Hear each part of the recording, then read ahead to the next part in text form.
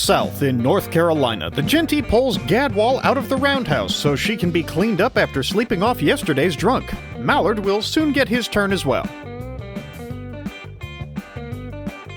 The Standard Four notices that Flying Scotsman is not in the roundhouse anymore. The Standard Four can't figure where Scotsman might have wandered off to. The yard goat is up early to get a heavy freight train ready, but first, the gun must be put somewhere safely out of the way.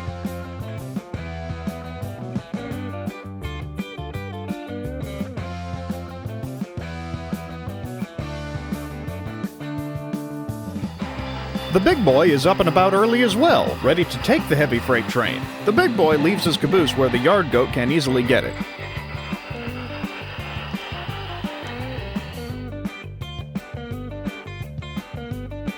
The 5600 comes out of the roundhouse and is presented with an opportunity she can hardly resist.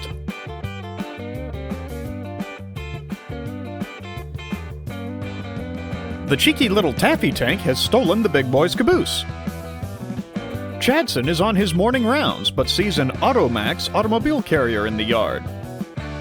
Chadson knows what those cars are for and won't let the communists get away with it.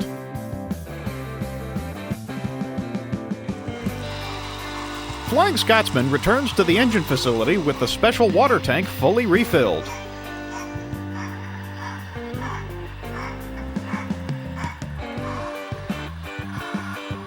The Standard Four wonders how Flying Scotsman found where the still was hidden, and wonders who else might know of its location.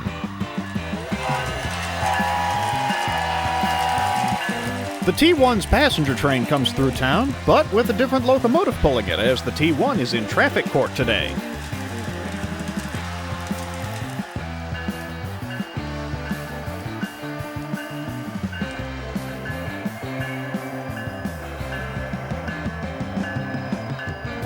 Filling in for the T1 is the Ace of Disgrace, an SD70 ACE type locomotive which has suffered the undignified fate of being painted into the livery of a railroad that, in 1970, became the largest corporate bankruptcy in American history at the time. The sheriff enters the yard and pokes around a little.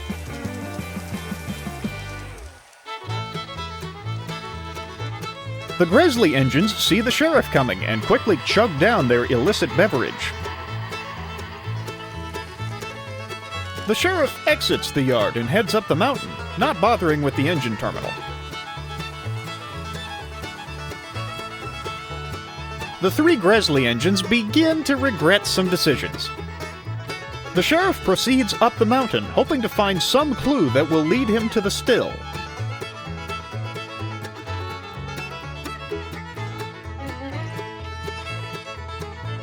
Ferry Battle rolls into Salisbury Station. Battle has just finished an overnight run and is looking forward to a nice rest. A German locomotive passes through town.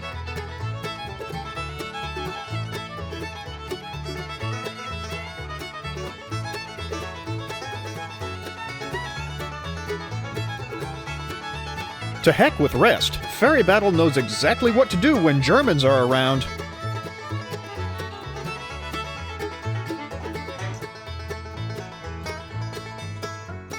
Ferry Battle has the... Never mind. Scotsman returns to his spot in the roundhouse, having drunk his share of the special water but feeling no ill effects. Yet. Mallard and Gadwall are asked if either one will volunteer to take a passenger train out for some executives so they can compare the ride quality between the A4s and the APTE. Neither Mallard nor Gadwall know if the other is sober enough to be trusted. The yard goat isn't sure where the big boy's caboose went. The yard goat asks the yard goat where... Wait a minute. If you're you and you're you, then who's who? Gadwall brings the coaches into Salisbury Station to prepare for the comparison run. Meanwhile, Mallard cannot understand why it's taking so long to couple up to the coaches.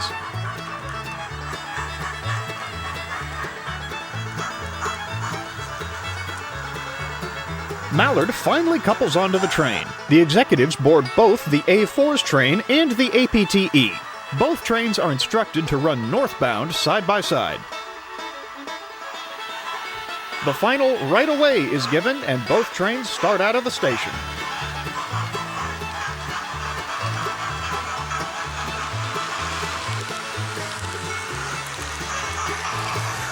Gadwall is wondering if she's going the right way.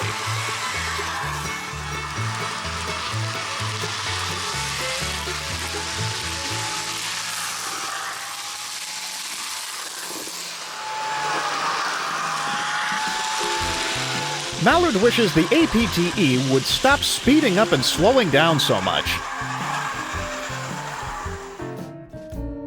Sheriff Panko and Dippity arrive in Old Fort, where they encounter a slight traffic violation. The truck driver honks at the sheriff, and the sheriff yelps his siren, both intending for the other to move.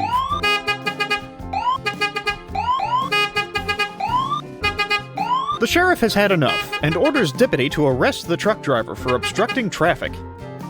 The truck driver slips his coupler. The sheriff makes a note to consider a resisting charge as well. The Dean Goods passes the continuing cacophony.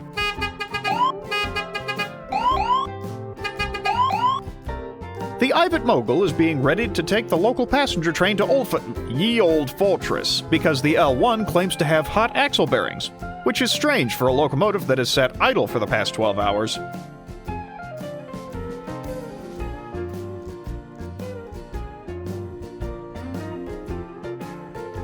Chadson demands the Ivat Mogul open the Automax Autorec and save the world. The Ivat has better things to do right now. Chadson has been sitting in one place for long enough that Spot is simply routing around him at this point. The other yard goat rolls by and Chadson demands he open the Automax car and save the world from communism. The other yard goat has his doubts, but decides to humor the trolley, even if only out of pure curiosity.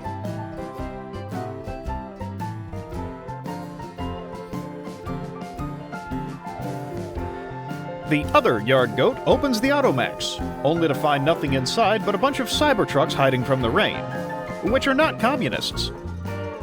Chadson is undeterred.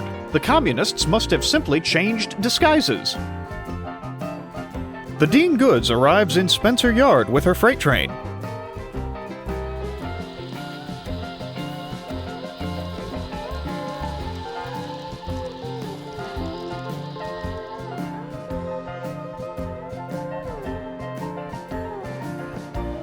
The Dean Goods passes along word to the yard goat that the truck driver got arrested.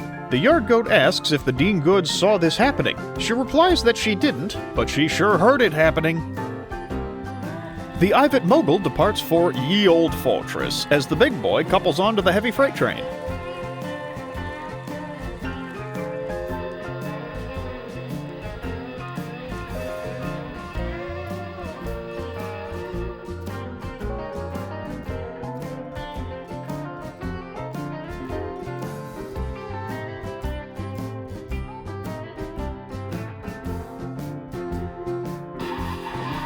The big boy leaves town, unaware he has a different caboose behind him.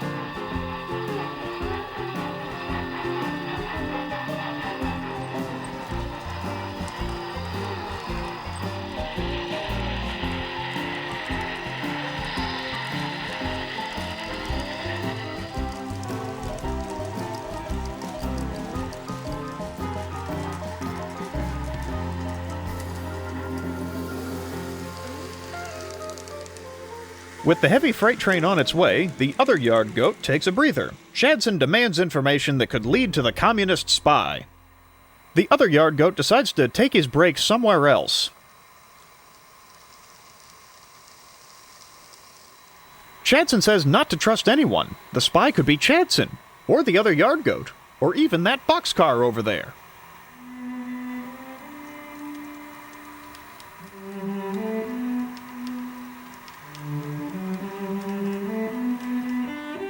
Chadson believes this deserves further scrutiny.